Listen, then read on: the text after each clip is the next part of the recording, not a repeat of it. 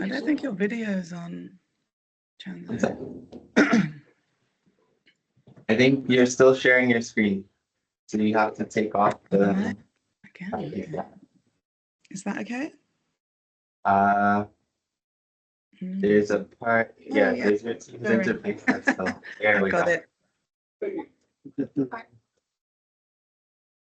Yeah. So, as I was saying, I'm the founder and president of Innostation.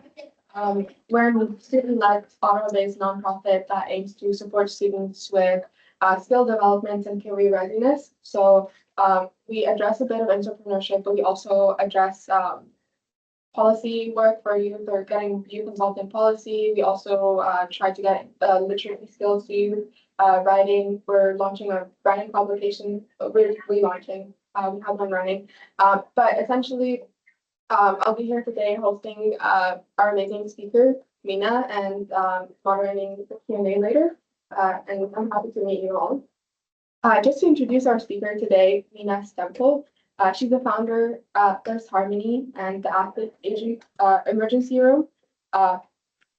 She's dedicated to fostering well-being through holistic and energy-based therapies. And born in the UK, now living in Munich, Germany, she has over 13 years of experience as a certified energy therapist and mindfulness instructor, working with patients in medical settings in the last 7 years with athletes and sports professionals. Her interest in quantum theory and energy fields has shaped her science-based approach, helping clients achieve balance, heal faster from injuries, and improve performance. Meena is passionate about supporting others in realizing their true human potential and to support personal and professional growth. So the floor is yours, Meena. Please take it out. Hello, everybody. I can't see anyone. Maybe I'm not meant to.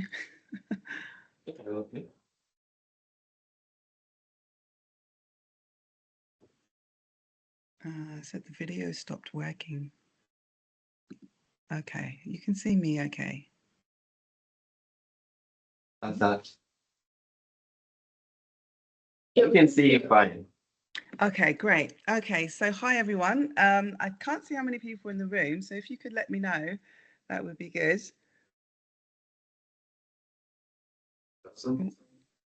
Yeah, I think your video stopped working.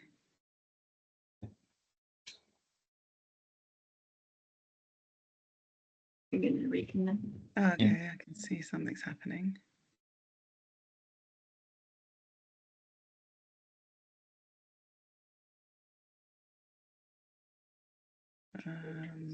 No, shall I just carry on without? Yeah. Right. If you include the volunteer, that'd be 11. 11. What's that? Hello. Hi, ladies and gentlemen. I think I see a young man there as well. Hi, I'm Meena. Coming from Munich, Germany at 10:20 p.m. now, and I'm really happy to see you guys here. And I'm going to give you a short presentation about energy medicine and what that is about mindfulness and meditation, and how you can kind of apply these practices in sports and in everyday life.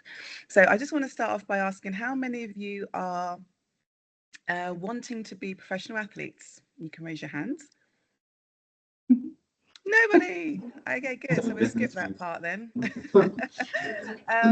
And I can see you're all fairly. What's the lowest age here that we have? 10th grade or something. Maybe 14. Yeah, 13. 13. Hi, young man. How are you? All right. So basically, thanks for the intro, by the way. That was great. And I've been working with athletes for the last nearly 8 years now.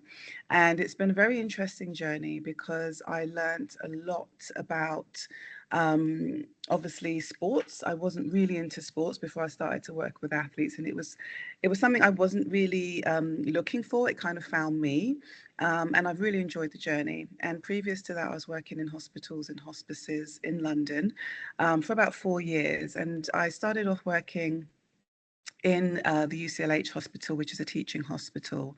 And basically they brought in a lot of, not a lot, a few therapists in the beginning of, I think it was 2006 or 2007, because they wanted to understand more about practices that help people to relieve stress, anxiety, and also to accelerate the healing process. I'll get into that all a bit later. So I will share my screen now because I will talk about that as well in a second. So I just hopefully get this right. So bear with me. Okay, can everyone see that? Yeah, you can see that? Okay, great. So I'm going to talk about the science and practice of meditation and energy therapy. I'm not going to go too much into the science of energy work, but I will kind of touch on some areas that you might find interesting. So, as I said, I spent 4 years at the UCLH and St John and Elizabeth's Hospice and St Joseph's Hospice in London, and I was supporting and teaching patients and medical staff relaxation and pain management techniques. I found that when I was doing my time there, that stress was something which really was a big cause for a lot of the illnesses and even accidents that people were having that were coming in. And I kind of made it my mission to find out why people tend to fall into these patterns and how you can basically rearrange your life in very small ways so that you're able to kind of release stress, anxiety, and you're all very young, and I'm hoping you don't have too much of that at the moment, but I'm sure some days are better than others when it comes to obviously going to school and, you know, home life and stuff like that. But I'm hoping that you all have some methods, probably hanging out with friends and relaxing, doing maybe sports or, you know, just going out in the sunshine that really helps you to kind of, you know, release those good endorphins so that you're having a better time in life. So in 2012, I moved to Munich and I founded First Harmony in the Athlete Emergency Room. And from there, I began teaching and providing energy therapy and performance enhancing sessions to athletes. So I've worked with all sorts of athletes from all different leagues, from NBA through to grassroots players, youth athletes. So there's a broad range there. And at the moment, I work with professional ice hockey players here in Munich, also basketball players as well, and some people in American football as well. So what I teach and what I help people to kind of relieve in their lives is pain. When people have injuries, I work on their injuries with them so they're able to kind of have methods which are able to you'll have a natural pain relief when it comes to energy work, when it comes to mindfulness techniques. Sorry, I'm all gibberish today. Mindfulness techniques, and also for performance energy. So when athletes are on the pitch or on the ice, these techniques also help them to get more energy while they're playing their games, because it's extraordinarily tiring sometimes, especially when you have 3 or 4 games back to back. And also mental health suffers in those ways as well. So it's a comprehensive system of helping people to learn about the mind-body connection, understand their potential as humans, and also find ways where they didn't really know existed, or a lot of people didn't know these ways existed. And it's just basically tapping into energy, tapping into your innate energy systems, external energy systems, tapping into breath work, tapping into how the mind works, and understanding those processes that happen when you are going through highly stressful situations. So what I'm trying to do with people that I meet is help them to unlock the power within. So you see a young boy there with superpowers. And I have 3 children. My youngest is 8 years old, my daughter, and my oldest is 18, and my son is 11. And ever since they were little, I've always taught them these methods. So all of them can do self-healing. So if they have a bellyache, or if they're feeling a bit stressed, they know what to do for themselves, or mummy will come and help them. And so our whole family is kind of, very mindful when it comes to these things. And I think it's something very important that children and young people should learn, because you have a whole lifetime to go yet, and you're going to come across very stressful situations in your life. And I'm hoping today you can have something to take away where you can learn something about your mind and your body and your energy. So I probably can't see your hands going up, but wanted to ask, what do all of these athletes have in common? If anyone wants to shout it out, they can. Coaches as well there. So we have Ronaldo, we have the late Kobe Bryant. Sorry, someone say something? Okay, so all of these athletes, They're all males. They're all male. there's a lady down there. I was trying to put There's some a lady in girls the on. bottom part. Oh, yeah, okay. I mean, what you said, see that.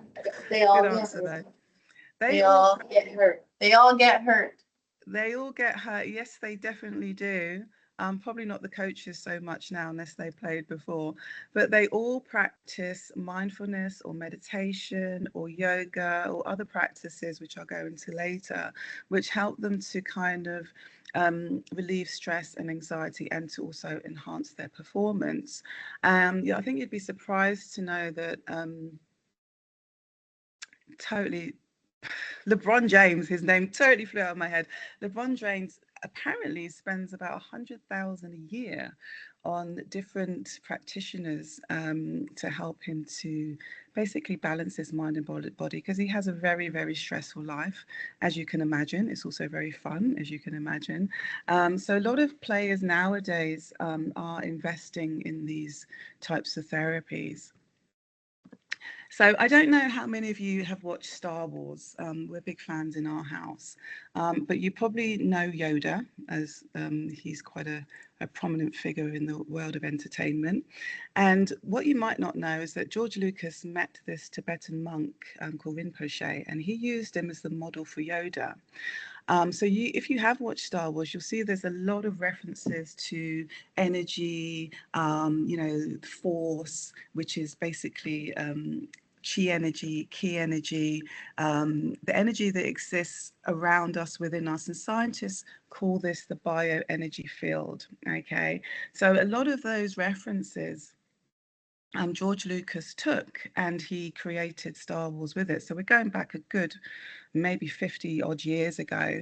And slowly but surely over the years, people have tapped into these types of energies and therapies to the time now where a lot of people are practicing meditation, people are practicing yoga, and those are the two main things that I think people would recognize.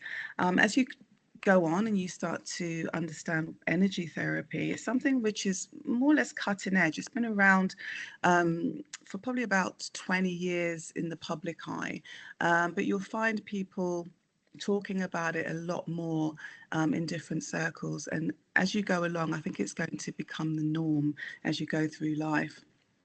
So we are energy.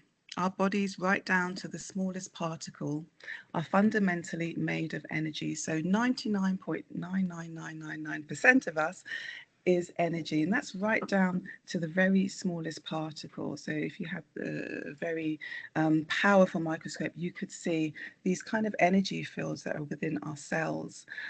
So these energy fields exist within us and around us, and science calls this the bioenergetic field. And it's proven also that we are all interconnected. So what I do is I work with people online, and I'm able to help them to tap into their energy. I'm also able to tap into their energy and also help them to relax and regenerate at certain times whenever they need it. And it sounds very weird and surreal, but at the end of our session, we're going to have a very short meditation session, and you'll start to kind of feel how that energy kind of exists around you and within you, and it's very, very relaxing and very calming at the same time. So the pioneers and leaders of these fields, William James, Harvard was a psychologist, and basically he was one of the first scientists to realize that we can grow our brains, and these capacities within our brains are called neural pathways. So these are learning pathways, and how I can describe that is when you're young, when you're a baby, you begin to learn how to do certain things. So you learn how to walk, you learn how to talk, you learn how to use your motor skills for eating and for walking and all this kind of stuff. And these are your neural pathways being taught ways, and they grow and they basically stay with you for the rest of your life. And that's the learning experience. So even when you're going to school, new neural pathways are being built within your brain. Even though you don't know it, they're there, it's happening. And this is how we learn. And it's the habits that we kind of incorporate during our lifetimes, our conditioning. And when I say conditioning, everyone comes from a different background. You know, all your parents are teaching you in different ways, maybe different religions. And what we're being fed is basically a condition, a way of being, a way of living. And we kind of just adjust to these systems as we go along. And as we grow older, we maybe want to learn different things, and it becomes a little bit more tougher as you grow older to create these neural pathways, because it's all kind of condensed in there and it kind of has to push out a little bit. And it's like for me learning a language now, I'm absolutely terrible at it. And I think probably when I was, you know, your ages, it was much easier. So learn your languages early, kids. That's what I can say. Albert Einstein, and he concluded at some point in his career that everything in life is vibration, and future medicine will be the medicine of frequencies. So energy frequencies can be used in devices. So they are used in MRI scans.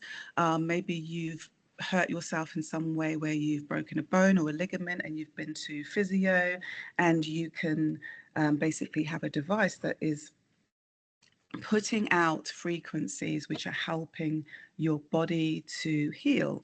So these frequencies are something which have been put into devices, but what people don't know is that those frequencies exist within us as well.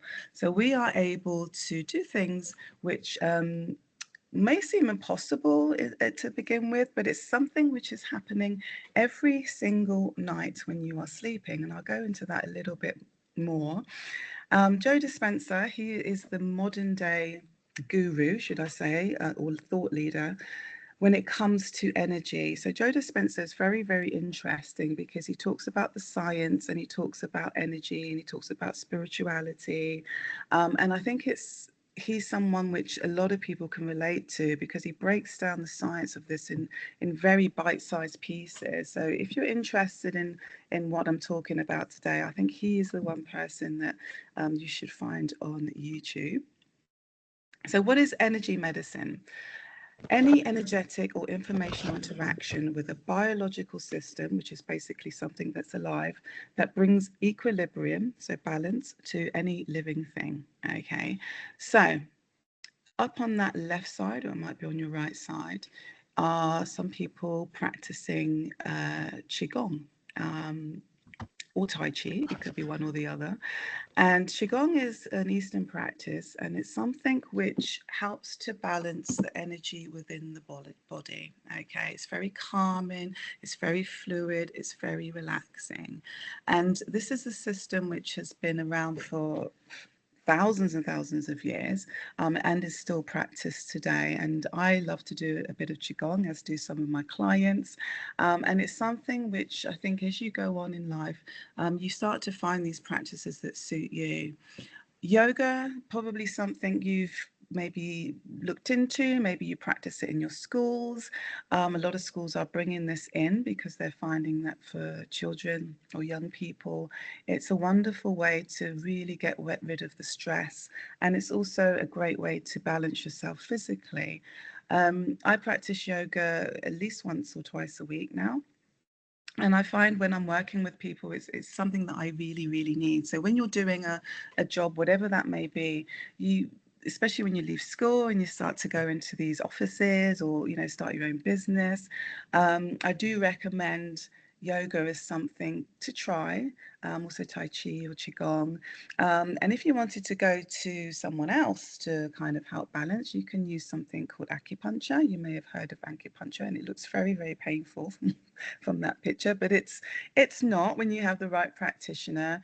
And these are little needles that go into energy points within the body, and they basically, again, balance the body energetically, and they help with the physical healing with the body as well.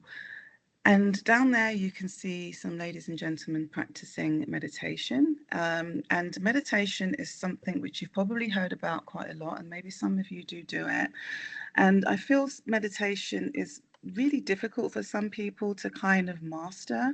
It is a practice where you have to keep it up almost daily to kind of get the benefits from it. And the more you do it, the better you become. So it's again growing those neural pathways within the brain. The more you practice something, the more those pathways within the brain become a habit. So then you really know what you're doing when you practice it, and it takes time.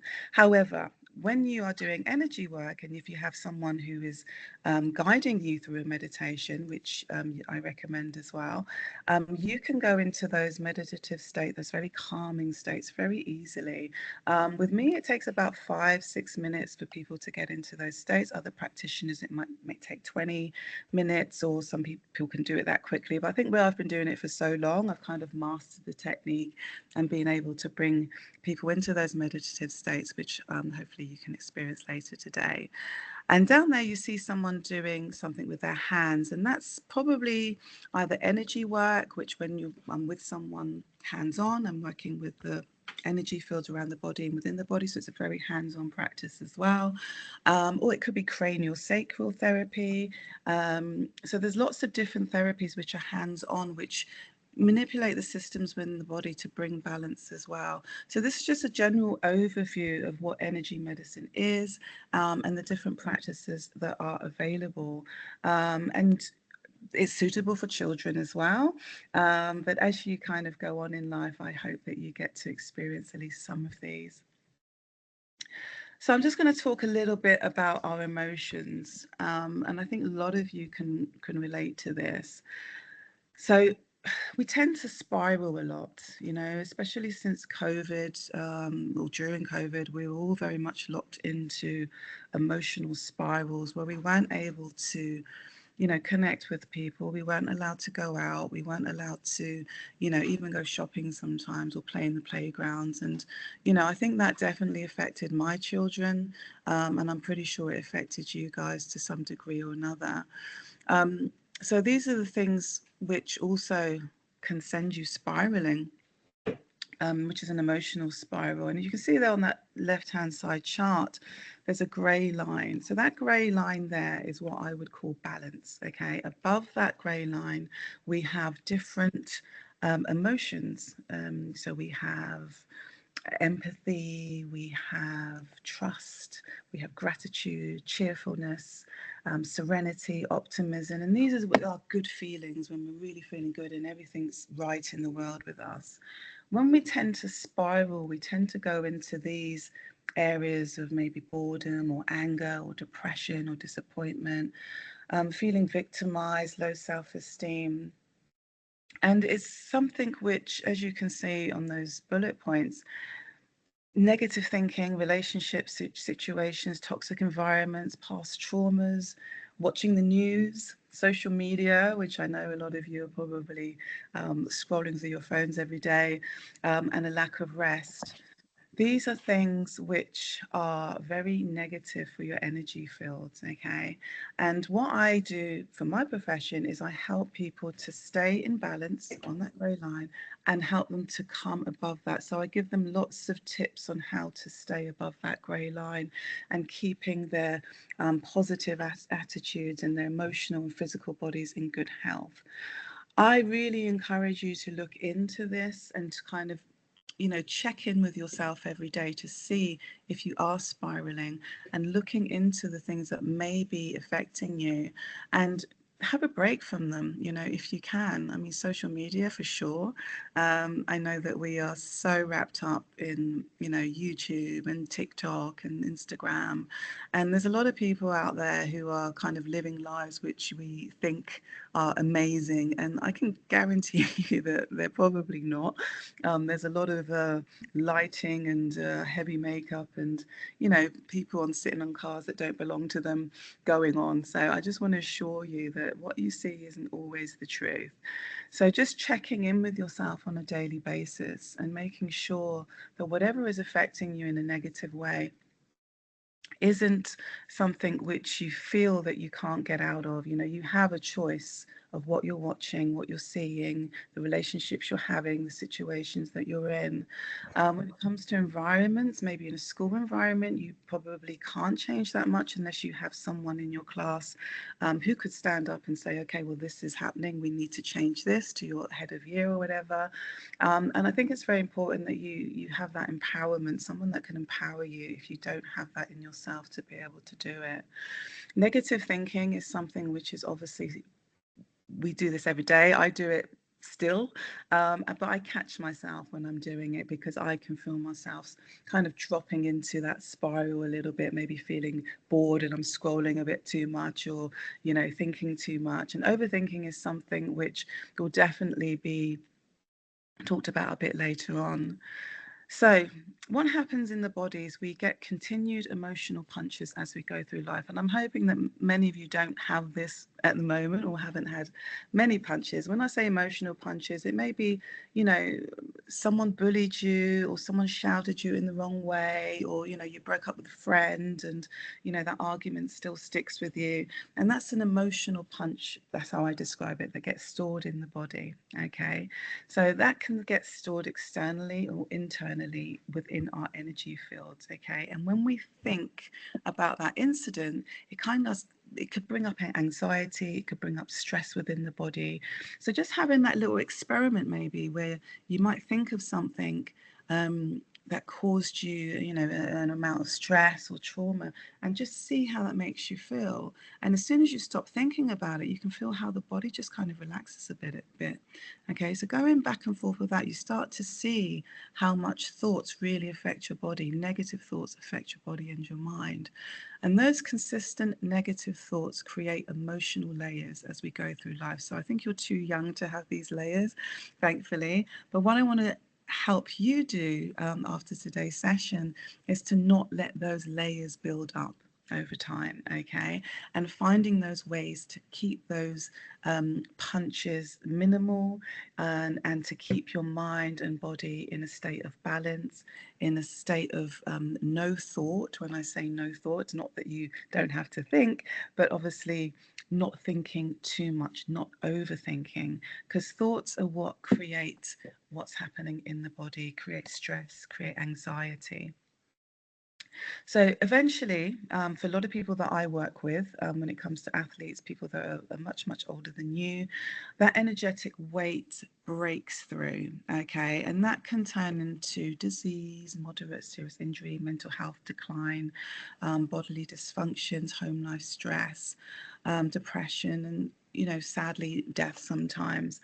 And I think it's very, very important that if you even start to begin to feel any of this at your age, please seek help. It's very, very important that you reach out, whether that's to a best friend, whether that's to a teacher, whether that's to someone that you trust. It's very important because talking about it is the relief as well. When you start to express yourself to somebody about how you're feeling, that then also relieves the body of stress and anxiety anxiety, knowing that someone is listening and caring about you. So if you have a person or a few people or a bunch of friends, maybe you could have a bunch of friends that you have a check-in once a month or once a week, that you can just have a safe space and you can talk freely about what you're feeling without feeling under threat. So people that you really trust, I really recommend that at your ages. So meditation and the benefits. So as you can see, everyone's doing some kind of pose. And this meditation pose, please don't get caught up on that, okay? When you see these kind of yogis or people like this meditating, you don't have to sit there cross legs with your hands out. I mean, that's a more advanced way of doing it. And you'll notice later on when we do this little guided meditation, how easily you can just kind of just do breathing, you know, breathing in and out will bring you into a nice relaxed state. So guided meditation. So you can find guided meditations on YouTube. I could definitely pass some over to Chanzo's for you to have a look at, so you can maybe start practicing that if this is something that you're interested in. So when we start to practice meditation, this is what happens. So at the moment, we are in gamma waves. So this is the brain patterns that are happening in the brain, okay? So gamma is when you're in heightened awareness. So you're listening to what I'm saying, you're maybe thinking how this can work for you, and you're probably dropping into beta, which is a problem-solving state, where the brain waves, as you can see, the patterns are there. And then later on, as we kind of go into the meditative states, we're going into relaxed reflection, and you start to go into theta state, which is meditation and creativity. So these are really great states to be in, and it happens every single night when you're asleep, okay? You drop into these states one by one as you're falling asleep. So to be able to drop into these states while you're conscious, while you're awake, is something which is very, very interesting. And a lot of people, I mean, just before I came on here, I was doing some breathing, I was relaxing my body, I was relaxing my mind, and I was also visualizing. And visualization is a very, very important part when it comes to tapping into your energy systems. If anyone has any questions at any point, please do stop me. Visualization is something which I do with athletes a lot. And what we do is we go into this meditative state. So when you're in a meditative state, if you're on your own, obviously there's no one to talk to. But when I'm guiding someone through, you're fully aware of what's happening. You can talk, I can talk to you, you can hear me. And then we get into those really relaxed states. And when you're in that relaxed state, this is where visualization is really, really useful. So maybe if you have an exam coming up, for example, and you know, maybe I'm not helping you in whatever way, you could put on a YouTube video, which is a relaxation music video, and you can just visualize yourself going through the exam, and you know, with a smile on your face, because when you smile, you're sending lots of waves within the body, telling the body that everything is okay, everything is well.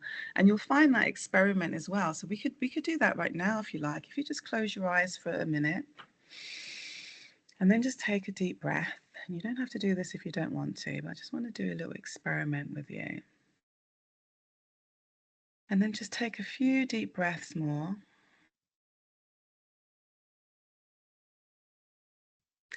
And then I want you to just put a smile on your face. No one can see you. Everyone should have their eyes closed. And as you put the smile on your face, you might feel within your body feels quite good, or you get little waves of energy going through it. And then just come back to a normal, straight face. And just see how that feels. And then smile again.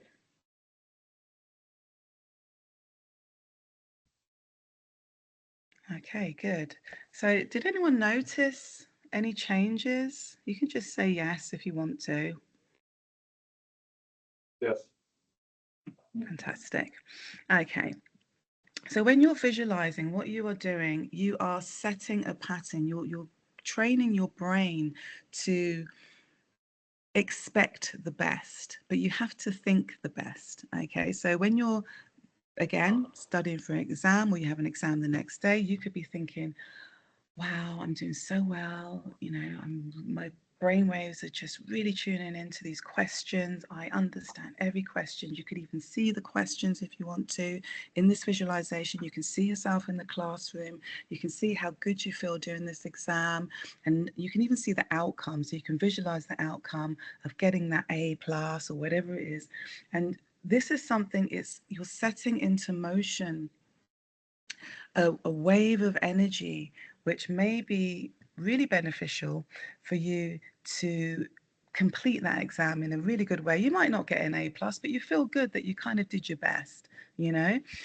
You could be going to a party and you're a bit anxious about it, and you can just lie there for a few minutes and just imagine this party being really great and all your friends are there and you're having a good time. So there are lots of different ways. Or maybe you're doing a skateboard event and you're a skateboarder and you want to really do your best and kind of show your skills, and you can just, you know, sit back and relax for 10 minutes before you go out there on your board and visualize all the movements, all the things that you practice. And that basically is programming your body and your mind to have a great outcome. So do try it when you leave here and over the next days and weeks. And it'd be lovely to hear your feedback on that as you kind of go along. So what sessions do when it comes to meditation is, again, balancing both brain hemispheres. And so on that left, you see a normal person who hasn't started the meditation session. So that's probably where we all are about now. And just on that left side, or might be on your right side, there's a little bit of red there. And just to kind of keep it simple, we're going to call that balance energy. Okay.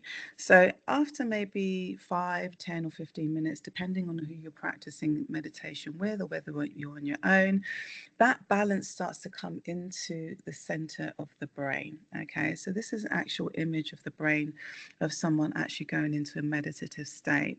And then after 25 minutes, you can notice that there's a real balance on both sides of the brain. So the two hemispheres of the brain are in perfect, almost perfect balance. Okay, and this is what happens when you're meditating. And that just brings the whole body, the whole mind into the now, into the present moment, into a relaxed state. And this is what I'm saying about these practices. You're going to want to have to do that a lot during your lifetimes. Hopefully not as much as I have to, because I have to do it quite a lot because I'm dealing with lots of other people that have stressful situations. But just in your general life, you know, maybe when you start having children or start dating and things like that, you want to kind of have balance every day. So practicing 10 minutes of meditation every day is really, really great for you. So biological changes during meditation.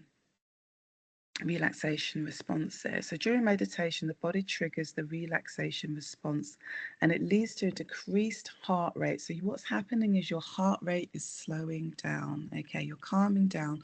Thoughts are leaving your head as much as they possibly can. Okay, and when I'm teaching people how to meditate, we find a way of just allowing those thoughts to just leave the mind. Okay, and that's either through the breath, so breathing out those thoughts, maybe putting them into a bubble or a cloud and just seeing those thoughts drift away. And as you're doing that over the 3, 4, 5 minutes, you'll find that the body comes into that balance. Okay, so when you're doing this on your own, it's very beneficial if you can imagine those thoughts just leaving your mind. Okay, it also lowers blood pressure, which I'm sure that most of you don't have high blood pressure, and reduces stress hormone production. So those stress hormones within the body are constantly being produced to varying degrees. So when you're having your kind of racing, oh, sorry, did someone ask something? Okay, so when you're having your thoughts racing, it's raising your stress level, raising those hormone production levels within the body. And for women, we have our times in the month when this is quite intense for some of us.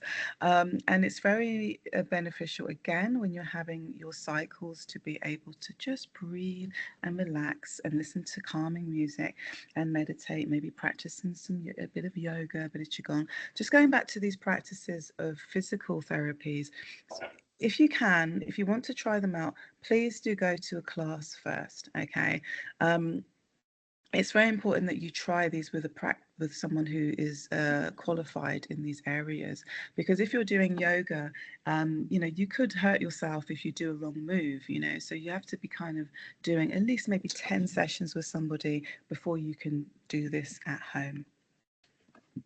So biological changes during first harmony guided meditation. So the brain activity.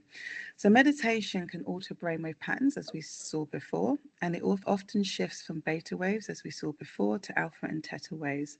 And again, it's associated with relaxation and deep awareness. So deep awareness is, again, where you can really tune in to your mind, your body, your surroundings, your environments. And what I tend to find with a lot of people when you're in this meditative state, that you're then able to recognize more clearly when that mind isn't racing consistently, the things that aren't benefiting you, you know, the things that are bringing your stress levels up.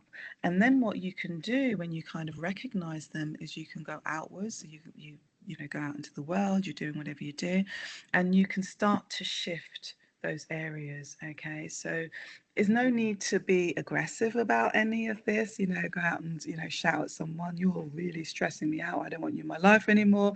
That's not beneficial, because that will just raise your stress levels even more. It's just thinking about that situation in a mindful way, and this is part of mindfulness training as well. It's just seeing what those triggers are in and around your life, and within you, you can start to shift. So maybe it's a friend that, you know, maybe you don't get on with so well, but you kind of, they're in your friend circle and you kind of don't like being around them too much. It's just finding ways to just not be around them so much, or find ways to connect with them deeper.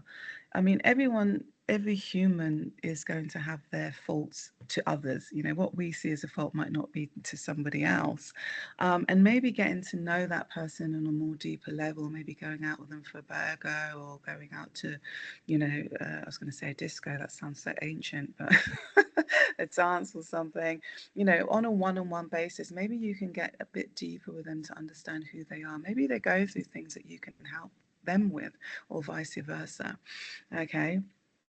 And what I'm trying to do is show people that you can promote a sense of calm within the body and in the mind and within your environments. So, easy ways to relax and meditate. So if you went onto YouTube, you could look up binaural beats. So binaural beats and binaural frequencies are music, and also under healing music. They are specifically designed by science to incorporate frequencies within the music. So it's usually very chill out music, you know, almost like elevator lift music. And they have frequencies within them that can just calm you down. So you could just be lying there if you're feeling particularly stressed, or maybe in the morning, instead of, you know, banging out some heavy metal, for a change, maybe you could just listen to some binaural beats, some music frequencies. And you also have frequencies that promote brain waves within the body for studying, for example. So if you typed in music for study, you'll find that it has a frequency on it. So it might be 532 hertz, 48 hertz, HZ would be what you're looking for. And you can type in basically anything. So if you have a stomach pain, or you have, you know, an exam, or you just want to chill out, you can just have a look through binaural frequencies, healing music, binaural beats. You can also find guided meditations on there. If you're under the age of 16, I recommend that you definitely talk to your parents first before you go into guided meditations on YouTube, just so they know what you're doing. I mean, there are many on there that you can find. There's also guided meditations for kids. There's also hatha yoga classes for children on there, which I find really, really useful for my children. I practice enough to kind of help my children through yoga meditation and stuff like that. But again, so you do find a practitioner that can help you with that. With Hatha yoga, I find it's the most relaxing and easiest yoga. When people think of yoga, they always think, oh my God, you're sweating and you're doing all these kind of, crazy poses. Hatha yoga is very gentle, very relaxing, stretches the muscles very, very gently. And you can do most of it on the floor. You can even have bed yoga where you do 10 minutes in the bed where you're just basically stretching your muscles and breathing as well.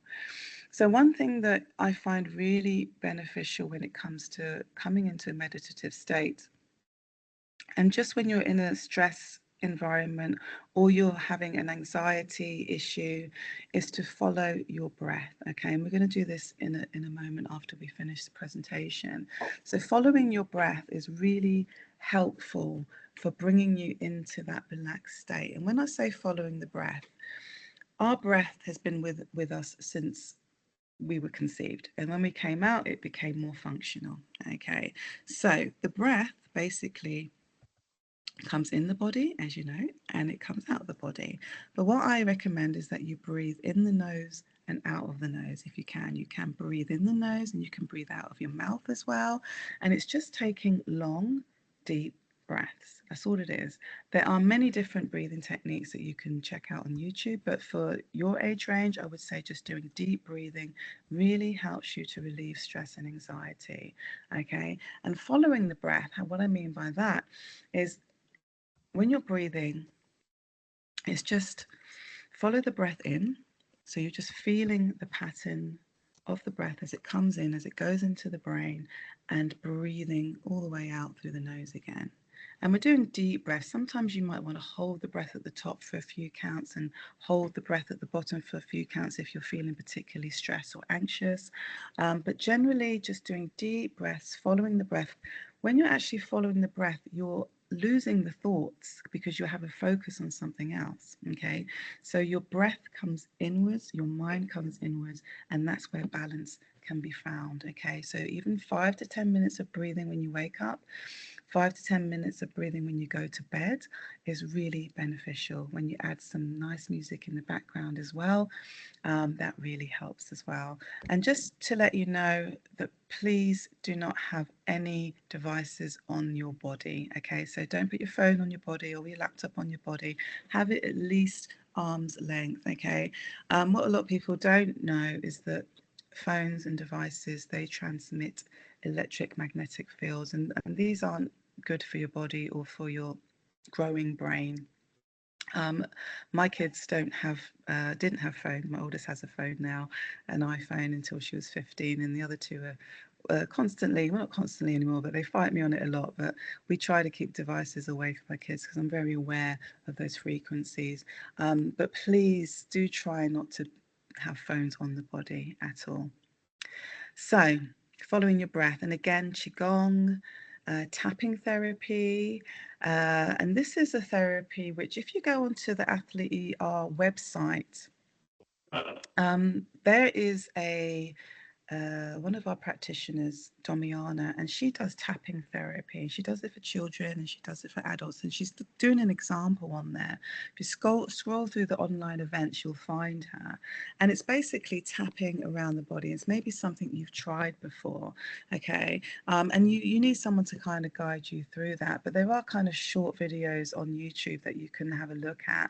And I found that when we did it at first time with a group session, there was a big emotional release going on, and a lot of people felt really relaxed afterwards. So it was a very cool way of doing it. And tapping therapy is becoming quite big in schools as well. So all of these things above, you could be maybe asking your schools if it's something they would like to incorporate. Sharing your worries, like I said, talking to anybody who you can trust to kind of keep that in confidence. Okay, maybe you have therapists as well that you see, or maybe you want to get a therapist. I'm not sure about your systems within Canada and how that works, if you can get free therapists to work with you. But even if, like I said, a friend, a teacher, an organisation that you can go to, a safe place, which I'm sure you have there where you are within the youth organisations, somewhere that you can just let your worries go. Sharing is definitely a wonderful way of doing that, and creating a safe space, group space, to be able to do that. Journaling as well. And journaling is something which a lot of people do now. I haven't done it for years, but I feel like I don't really need to at the moment. But I'm sure it's something I go back to if I did. And it's just literally for getting yourself a nice book that you can just write in, okay, a very nice precious book that you can just have to the side under your bed or whatever, and you can just write your thoughts down, okay. It's a diary basically. And what journaling does, it helps to also release the negative energy within your body. So if you're writing down what happened in your day in particular, you're releasing that energy, those frequencies out from the body as well. Okay, so we have one more slide. I'm just going to talk a little bit about how, I'm just checking the time as well. How are we doing for time, Chanzo? Yeah, a few minutes still.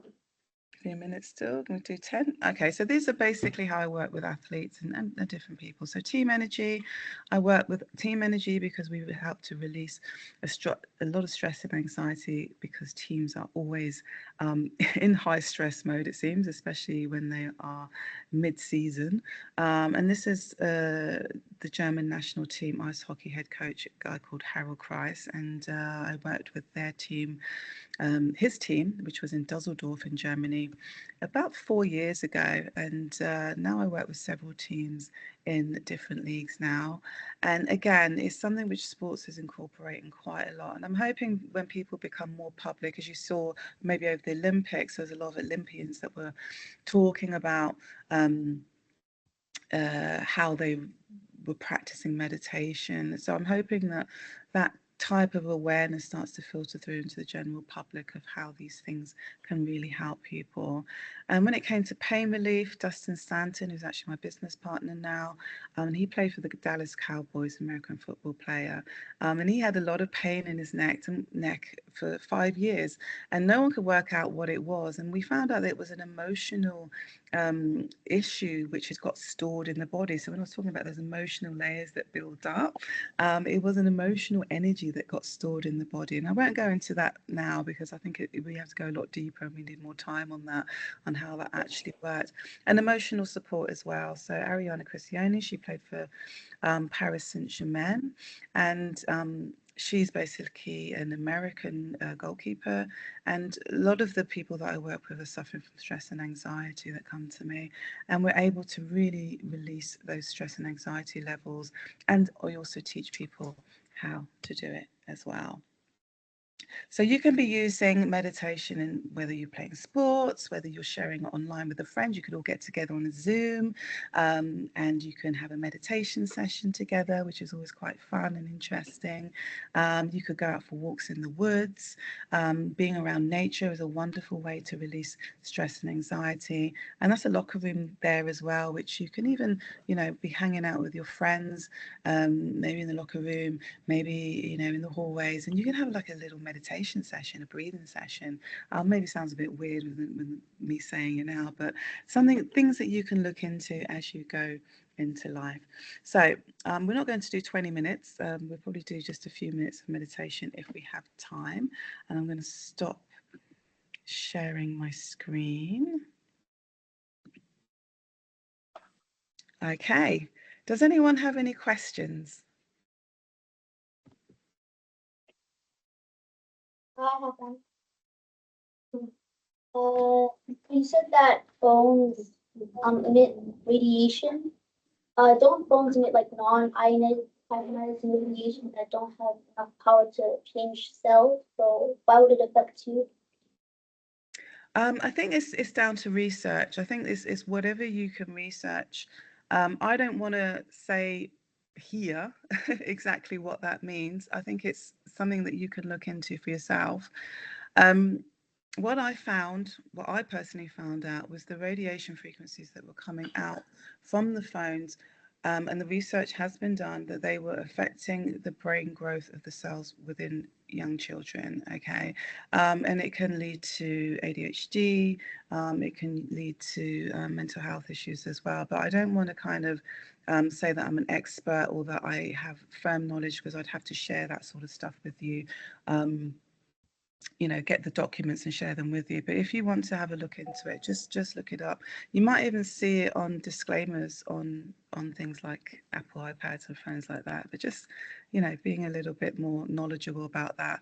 But I do find that those frequencies can be damaging, depending on the makeup of your body as well, and of your brain.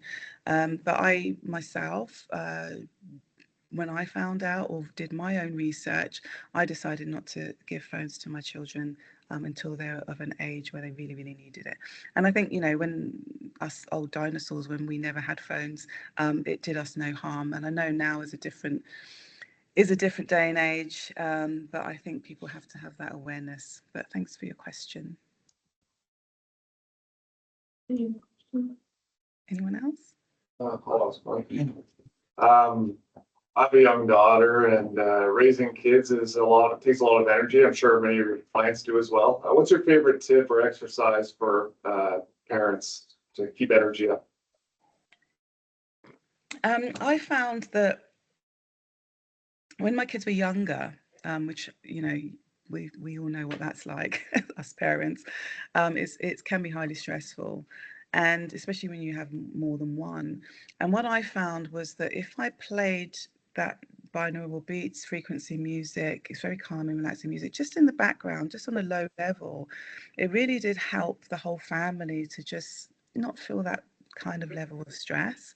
I also, I forgot the name of it. There's a young lady on YouTube, and she specifically works with young children, and she does these really fun kind of 20-minute yoga sessions, and they've all got like a theme, whether it's Frozen or whether it's Spider-Man, and they're really, really cool, really easy exercises for kids. And I found my kids, when they were young, even from the age of 2, 3, they were able to do it, and we all did it together as a family, and it really, really did help.